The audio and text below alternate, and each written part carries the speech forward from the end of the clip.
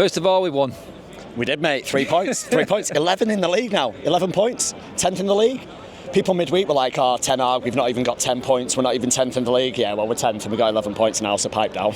I know there's a hint of sarcasm in that there with you, mate, but the reality is today was probably based out the result. Performance-wise, I mean, we can go into the first half if we want, I'll get to that in a minute, but second half, I want to start there because I do like to throw positives in, unlike what people actually think, because every time I've sat there and watched United this season, we've come out slow in the second half. Today, complete opposite, mate, and you know what? We needed it. We did, mate. They won the coin toss, they switched the halves round, and it completely switched what's happened recently. Like, we scored at the start of the second half. When does that ever happen? Usually, like, second half, we concede within like a minute. We scored straight away. I was like, game of two halves, mate. First half, I'm sure we'll touch on it, yeah, pretty woeful, to be fair. Not much to cheer about at all. Awful end to the half. You know, you're deflated at half time, you come out, you're like, please United, come on, show me something. And in fairness, first 10 minutes of that second half, I thought we were excellent.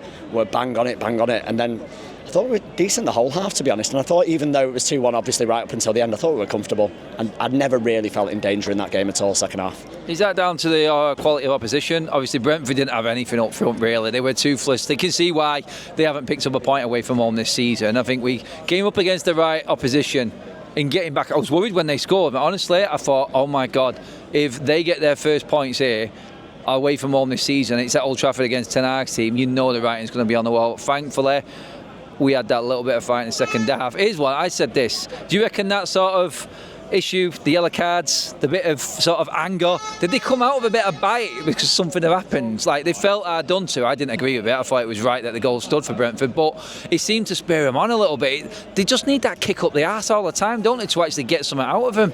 I think they do. I think the crowd do as well. Yeah. There's someone in the crowd next to me saying, oh, you know, where was this before? But then all the crowd are cheering and I'm like, where was that before? It takes one to get the other going and vice versa. And we did need a bit of a kick up the arse. I think there was a sense of unjust in the stadium. Obviously, you've seen it afterwards and you realise that, OK, there's blood on the shirt, he has to send him off. But I just looked at it when the corner was given, 49 minutes 10 on the clock, so the time's already been. So at the time, I'm thinking, oh, God, something's going to happen. Delete, blood on your shirt, go off. The man he's going to mark, Pinnock, runs off Dallow.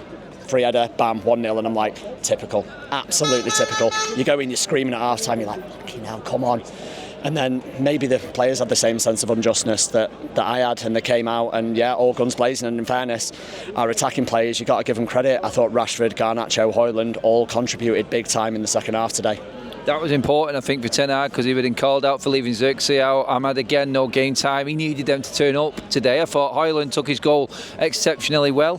Is the only concern again that it took a little moment for Manchester United to get like a brilliant ball from Rashford, flick round the corner from Bruno, fantastic finish from Garnacho. It didn't come from like a phase of play, it just came from a bit of extra effort, a bit of impetus, but it's taking these magic moments. We are a goal of the month contenders every single month, mate, aren't we? It's a little bit of a concern still that we haven't got full control.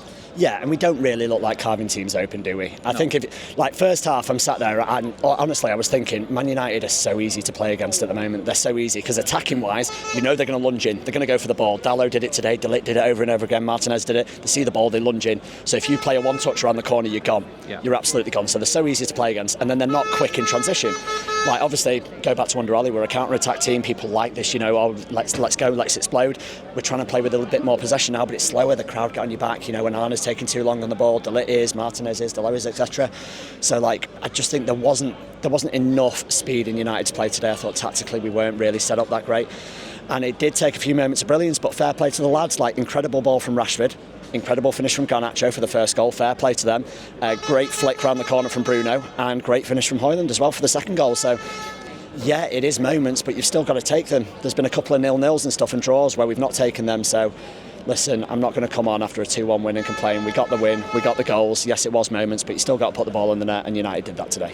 You just got to back it up, mate. That's the only concern, isn't it? You've got to use that momentum that you've done. It's like shouting out one win. It's got to be 2 wins. It's got to be 3. We have to start getting momentum and consistency. Otherwise, everyone is just going to look at it and say, rinse, repeat. We just do enough to stay above water, and then we just drift off again a few games later.